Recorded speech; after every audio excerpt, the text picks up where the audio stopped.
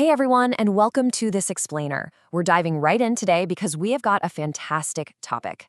This is actually part of the Parshat and relationship series with Mazel Klein.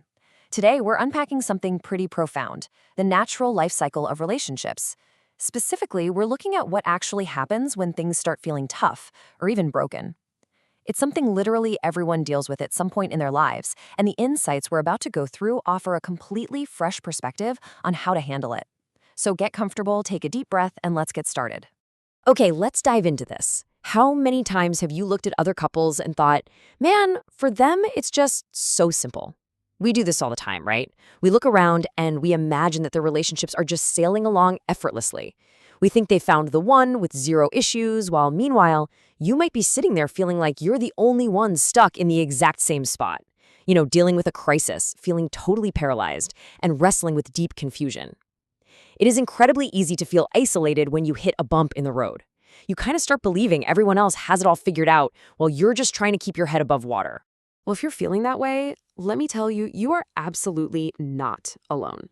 Single men and women come into the clinic all the time expressing this exact same frustration. They'll say things like, we started well, but something just got stuck. Or they'll confess, I just don't get it. Why is the relationship shaking all over again? Often people hit this wall and they start thinking, I don't know how to deal with this stagnation anymore. Maybe she just isn't the one. The frustration is palpable. When things get hard, our immediate gut instinct is often to question the validity of the entire relationship. We just assume that if it's meant to be, it wouldn't be this profoundly difficult. So, the crucial point we need to understand is this. Every single relationship experiences these moments of friction. A truly good relationship, it's actually not supposed to be flawless. It's not supposed to be this seamless, perfect journey where you never disagree. Instead, it needs to be a safe space, a space where it is entirely okay to make mistakes, to get confused, to repair things, and to learn together. Honestly, the pressure we put on our partnerships to be perfect is exactly what makes those inevitable bumps feel like catastrophic failures, rather than just normal, necessary steps in the learning process. Now, what's really interesting here is a truly profound metaphor that helps us understand how to handle these imperfections. Kintsugi. This is an ancient Japanese art form used for repairing broken pottery. Get this. When a bowl or a vase shatters, instead of tossing the broken pieces into the trash, the artist patiently glues them back together using threads of real gold. They don't disguise the damage, they highlight it. They treat the breakage and the repair as a core part of the object's history rather than something to be ashamed of or hidden away. It is such a transformative, beautiful way to look at something that has been damaged. And this brings us to a core philosophy for our own lives and connections. Don't hide the break, give it space. Think about it.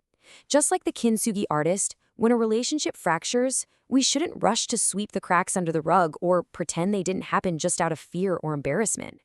Because exactly in that space where the break occurred, there is a different kind of beauty waiting to emerge, a beauty that's deeper, way more resilient, and fundamentally human. In relationships, a crisis doesn't always mean you need to pack up and separate. Actually, a lot of times, it's just a loud, flashing signal that you need to stop, to observe, and to truly, honestly talk to each other. But how do you actually know when you've hit that critical point? Well, there are 4 clear warning signs of a relationship crisis that tell you it's time to pause and observe. First off, you start avoiding those deep conversations that used to happen so naturally between you two. Second, you begin to feel like there is just no room for real emotional expression anymore. Third, there's a noticeable decrease in caring and mutual interest in each other's daily lives. And finally, number 4, you start feeling this growing, heavy frustration, but without any real honest conversation about the underlying issue itself. If you're experiencing these, your relationship is definitely showing its cracks. And this brilliantly illustrates the 2 ways we typically default to communicating when those cracks appear. The first is survival mode. And listen, this is the one we desperately want to avoid. This means suppressing your feelings, letting your stomach get totally full of anger, and basically waiting until everything eventually explodes, which leads to reactions you'll probably regret. Instead, we need to actively shift into a regulated mode. This means talking early, not from a survival, angry, or scolding mindset, but from a regulated, calm place, completely free of blame. It's literally the difference between shattering the pottery even further and gently preparing it for the gold. This is exactly why timing is absolutely everything in this process. Catching these issues early, when the crack is still small, makes it so much easier to mend. The longer you wait, the more you suppress those feelings, the wider and deeper that crack becomes. By choosing to speak up early from that calm and regulated place we just talked about, you make the repair process so much smoother. You'll suffer less, your partner will suffer less, and the bond between you can be restored much more quickly and authentically. Let's see how this builds, because when you approach those small cracks with care, you realize something fundamental. A crisis isn't necessarily an ending. It's actually an opening. It is a space for growth, for progress, and for something entirely new to be born in the connection between you. Just like the pottery repaired with gold is considered way more beautiful and valuable than it was before it broke, a relationship that has navigated a crisis and thoughtfully repaired its cracks can emerge stronger, deeper, and far more resilient than ever before. Now, if you recognize that your relationship is stuck and you simply don't know how to navigate it, that's completely okay. This is exactly the time to seek out the right tools to help guide you. As part of this special explainer, you are invited to contact Mazel Klein, a coach for marriage and happy relationships who accompanies couples for closer communication.